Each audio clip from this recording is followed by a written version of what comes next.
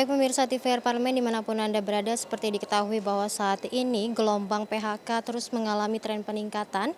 Hingga akhir Juni 2026 lalu tercatat sekitar 43.000 pekerja terdampak PHK. Tentu ini menjadi kekhawatiran dan juga tekanan di masyarakat di tengah ketidakpastian ekonomi global. Lantas seperti apa DPR RI melihat hal ini?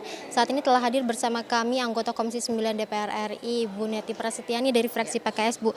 Terkait dengan gelombang PHK yang terus mengalami tren peningkatan saat ini dan juga menjadi kekhawatiran di masyarakat ya Bu terkait dengan nasib mereka di tengah ketidakpastian ekonomi global saat ini. Dari Komisi 9 sendiri, adakah langkah strategis yang perlu dilakukan atau diperhatikan pemerintah untuk mengatasi hal ini, Bu?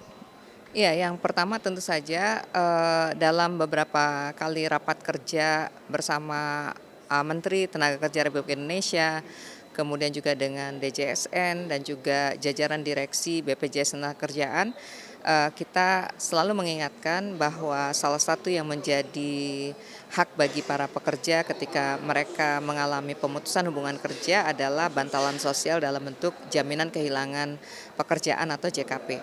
Nah, kita berharap bahwa JKP ini menjadi salah satu cara agar pekerja yang mengalami PHK ini tetap dapat mempertahankan hidupnya sambil kemudian dilakukan proses reskilling, upskilling dari pemerintah baik Kementerian Ketenagakerjaan maupun BPJS Ketenagakerjaan agar keterampilan atau kompetensi yang dimiliki oleh para pekerja ini masih memenuhi kebutuhan pasar kerja ya, baik dunia industri, dunia usaha lainnya. Itu yang pertama. Kemudian yang kedua, tentu saja kita berharap ketika proses PHK ini belum inkrah di pengadilan, tentu kita meminta kepada para pemberi kerja, perusahaan tempat mereka bekerja tetap menunaikan kewajibannya, yaitu membayarkan jaminan sosial baik jaminan kesehatan nasional maupun jaminan sosial ketenagakerjaan.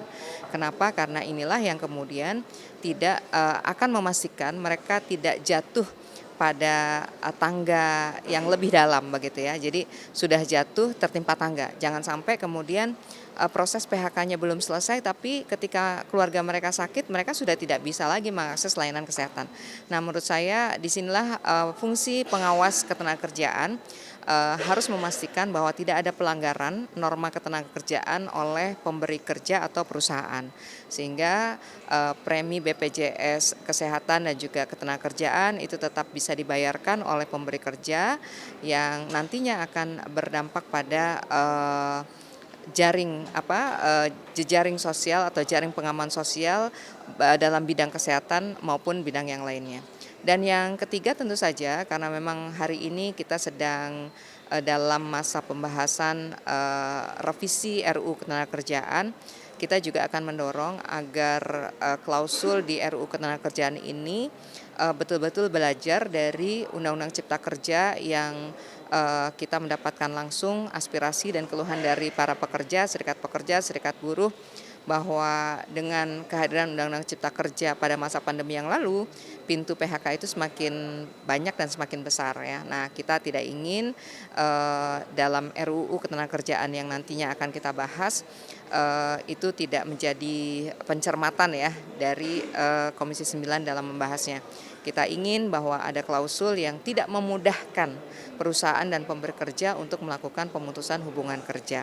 Dan yang tidak kalah penting adalah kita mendorong agar pemerintah melalui Kementerian Ketenagakerjaan melakukan dialog yang sangat luas, terbuka dengan para investor, dengan para pemilik modal, agar mereka betul-betul memiliki keyakinan berinvestasi, membuka usaha di Indonesia ini memang masih memberikan benefit ya buat para investor tersebut.